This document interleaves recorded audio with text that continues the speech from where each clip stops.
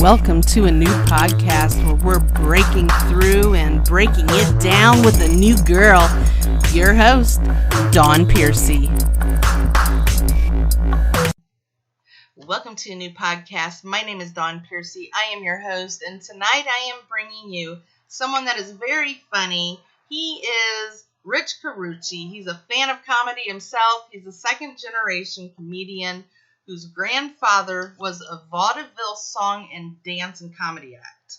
And I'm going to have you tell us a little bit about that here in a minute, Rich. Now, you were a childhood actor. You appeared in several commercials, Chef Boyardee commercials, off-Broadway plays, and the 1972 Ed Sullivan Easter special, Clowning Around. Tell us a little bit That's right. about that, about yourself. Since you grew up second generation, tell us how it was for you growing up too. Okay. Yeah, I peaked at 7, but my grandfather was a vaudevillian. He was an Italian American, so he would do his act in Italian and American, and it proved person for an audience because my grandfather would entertain me as a child continuously, do his act. And as I got older and my friends would start hanging around, he'd do it for them. And it got to the point where in high school I would have these big parties and he would walk around and do his act. And people thought I hired him to come there as a comedian.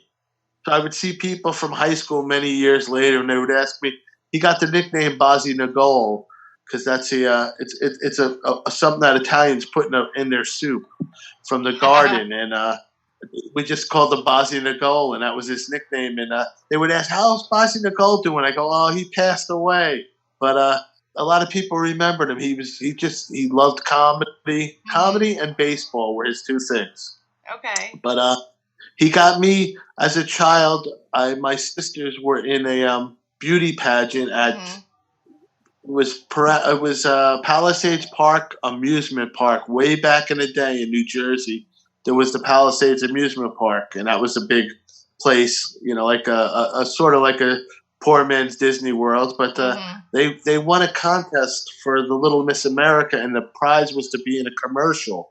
So I went with them when they filmed it because my mother took me with them, and I got spotted in the waiting room, and they asked me if I wanted to be in the commercials. And I did, and I was in several of their commercials, which led me to being lucky enough to perform in some off-Broadway plays. And then I wound up getting an audition for Ed Sullivan's show, and I got the part. Nice. And I was able to work with Tiny Tim, Chuck McCann, Lucie Arneaz, and a couple other people that I remember, like an acrobatic team. But I was a little kid. I got about a month off from school, and it was awesome. I was dressed as a clown. It was called Clowning Around, and it was nice. My grandfather came. They filmed it in Brooklyn. He came every day. We'd take the bus and the train and get a ride back. But it was a good time. And then I stopped doing entertaining when I was a child. After a while, as a kid, I just wanted to play baseball, and that's all I wanted to do. And I was going to tap dancing lessons and stuff that I was, embarrassed to do as a child. I'm in tights, dancing. Hey, I tapped for 6 years myself. So there you have it. Good old Frank Sinatra, right? I guess I used to hide my tap shoes and leave them at places because I didn't want to do it. But, it was a good experience. And then I started doing comedy again in the early 90s. I was out in Colorado and I was going through a divorce, and I took a class on stand-up, and I started writing stand-up, and I did some mics, and I, wrote some stuff and got in the local newspapers. And then I stopped after about a year or so. I was transitioning and moving back, and I stopped everything again. And about 20 years ago, I started going to shows again, and watching the other acts. And the girl I'm with that I wound up marrying told me, you should be doing this. She's like, "You're way too funny, you make me laugh." And I'm like, "I used to do it," and stuff like that. But she convinced me, and I wound up going to Stand Up New York, and I started hanging out there, and I got some pointers from Mary Domino, who was kind of like, she kind of mentored me. And she does a lot of acting and comedy still. Okay. And from there, I started, that's 20 years ago, and I get up about every night now. I work the city. I do a lot of shows in New York City in the you're a clubs. regular on the New York City comedy circuit. Yep. And that's and you actually travel. Do you go outside of the United States, or are you just all over in the United States? Just all over the United States. I haven't left the United States to perform yet, but I'm all over Florida, North Carolina. I'll go to Georgia.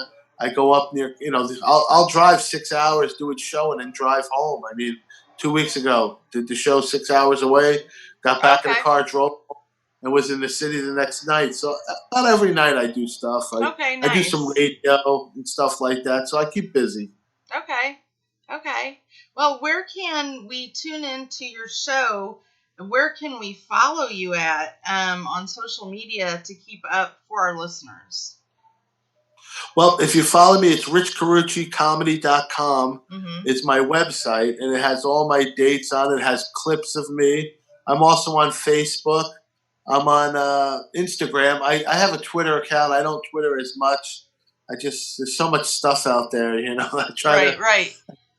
I try to keep my dates on Facebook. I try to use for promotion for comedy, and I also do videos. I have my mother in a lot of my videos, and when we go on the road, we do a diary where we document everything, and we'll take my 80-year-old mother to the gym with us, and we bring her out. She comes on tour with us. She'll come everywhere we go.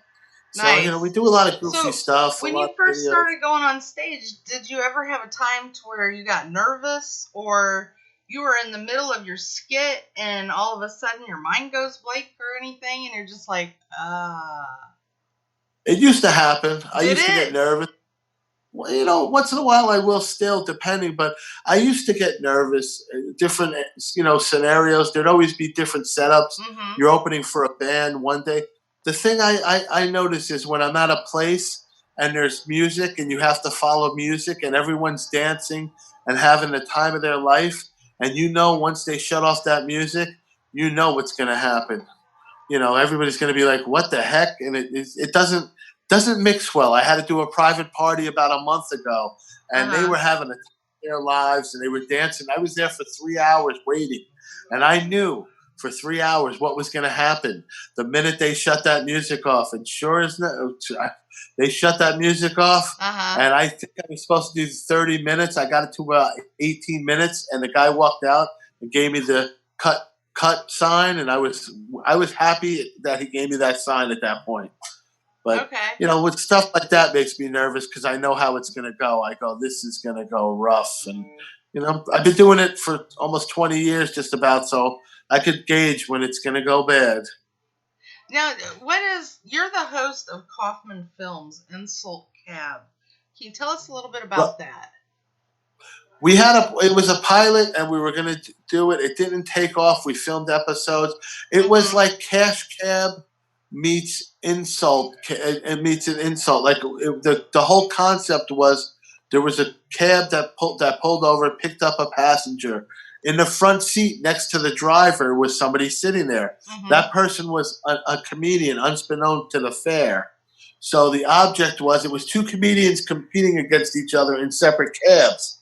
So each one would pick up a fare, and they would see how long it took to insult that person to where they wanted out of the cab. But you had to engage them in talk, and then you would just slip in insults. So, they're talking with the person in the passenger seat, the passenger, and they would start going back and forth, and all of a sudden they would start getting insulted, and you'd see the reaction of the people where finally they're like, I'm not taking this. Or sometimes the passenger would get the comic better than he got them. Right. I mean, it was just, and I was hoping it would be a big thing, but it didn't. Like anything else, it fizzled out. They didn't wind up selling it. We filmed the episode, so I still think it's a good idea. Probably would be like insult Uber. It would be now probably, but. That's too funny. Do you have any shows coming up? I do. Every Monday, I'm at Greenwich Village Comedy Club in New York City. That's every Monday. This Saturday, I'm at Hamilton Tavern in Roselle, New Jersey. But I'm always in the city. I'm a regular at Greenwich. I'm a regular at Broadway Comedy Club. Those are my home clubs, but I do play other clubs in the city, West Side. But if you check out my site, I travel all over, so you never know. I do tours of Florida. That's my new thing now. I've been going to Florida for weeks at a time. I'll be back there in February and March. Probably going to work my way out to LA. So, we're putting tour. I'm with several people under different tours. I have the Miserable Men tour is one. I have another tour I do is, we'll do one with you never know. Whoever I team up with will have different names for our tours. So you never know who I'll be seeing with. But if you check out my site, it'll tell you everywhere I'm going to be. And I usually go on Facebook and give updates. I do videos. So it's easy to find where I'm going to be. Okay. Now, growing up at any time, did you know that you wanted to do comedy? Or was there anything else that you had ever said, I want to do that, but never did? Because most people, they grow up with dreams of doing comedy or being in entertainment, and they do that. Maybe. You know how the industry is. I always was a fan of comedy. My grandfather, we would watch, Hee Haw. We would watch all kinds of stuff. I mean, Sonny and everything. And he would show me, comedy on TV. And I just always liked it. I always liked baseball. He was a big baseball fan. But I always, I always wanted to be a comedian. And then when I graduated high school, I mean, in the 80s, it was big. And then I saw Eddie Murphy. I was always a Richard Pryor. I used to be a big Red Fox fan. Red Fox, Cheech and Chong. I mean, I always loved comedy. And I would have friends that we would do skits together. We would reenact Cheech and Chong. We get in a car. I mean, I always wanted to do it. And, I got the bug. And once I started, that was it. But I always did want to do it. It was just getting to do it, getting the nerve to do it in the beginning. Right. Absolutely. Have you ever gotten on stage and said anything and the audience not respond or have a delayed response, or you said, or ever thought to yourself, should I have said that? Or should I have said this?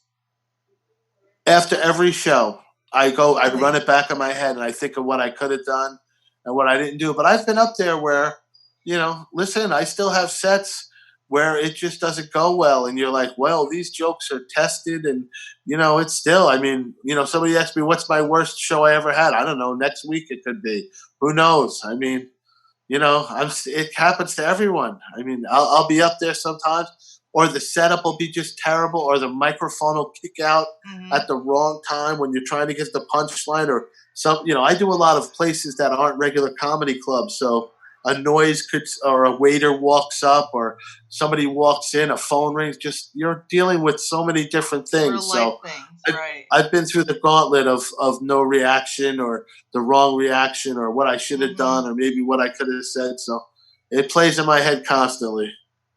So for our audience too, be sure to follow Rich on his social media, Rich Carucci, and if you go to Rich's bio page, go to anewpodcast.com. That's our platform. On the platform, click his picture. It will take you directly to his bio page. And there will be all the interactive links. Make sure you check out his comedy show. And like he said, he's a New York regular and he travels. So find out if he's coming to a city near you, because you don't want to miss out. He's absolutely hilarious. And so Rich, for you, who has been your biggest inspiration in all of this and what you do? I've had several. I've had a lot of guys. I had a friend of mine, Otto Peterson of Otto and George. I'm actually wearing a shirt from one of his benefit shows. He was an A-lister. He was part of the Dirty Dozen. He used to be with Dice, Chris Rock, Tim the Tool Man, all those guys. He was a favorite of Rodney Dangerfield's. He was really big in the business, and he took me under his wing. And I'll tell you, he passed away, unfortunately, but he was very good to me. He showed me the street. He was tight with Jim Norton. I mean, I opened for Norton a couple times through Otto. I mean, I got to go on the road with him. He was a big inspiration for me. Buddy Flip, another guy I opened for years, showed me the ropes. people I worked with that I really thought were amazing is like Brian Kiley. He's a writer for Conan. He's so smart. I'm a big fan of comedy. So for me, it's like being an usher at a movie theater. You get to watch all the movies. I would always sit in a room and watch all the comedians. I'm like, oh my God. I mean, I saw Seinfeld a couple of weeks ago, and I'm like, oh my God. Like everyone else. I'm like, oh my God, there he is. I mean, I just love comedy. So a lot of people took me under their wing and just showed me the ropes, and I'm grateful for it. And I do the same now with newer comics. I take them, I have them open for me, I show them the ropes, I get them stuff. I mean, you get more from other comedians than you will from any agent or any book or anything like that. And I'm proud to be part of the community. I mean, it's changed my life. Now, if you have one thing that you could say to the world, what would it be? Don't be afraid to laugh. Forget about your problems for a while. Don't be offended by so much stuff that people say in the comedy clubs. We're trying to use our pain to make you laugh. We're trying to make you forget about all the terrible things out there for a little while. Leave everything at the door. Come in with an open mind and an open heart, and don't be afraid to laugh. That's what I would say. Amen. Amen to that. Well, Rich, I want to thank you so much for being a guest on a new podcast. Thank you so much. No problem. Thank you so much. Absolutely. Right. And for our audience, if you like this episode, be sure to click like, share, comment so we know what you like, right? And share it so other people can enjoy it. Click subscribe so you can keep up with all the new guests. This podcast is available on iTunes, Apple Podcasts, Google Podcasts, iHeartRadio, all of your favorite streaming platforms, and of course, Celebrate.media. Go to the TV guide to check for listings, and if you feel fit to buy me a cup of coffee once a month for bringing you these episodes, you can do so at our Anchor.fm platform under a new podcast. Until next time, this is Dawn Piercy and Rich Carucci signing off, and be sure to go follow Rich. You're welcome, Rich. Have a good night. Ta-ta. Keep it real.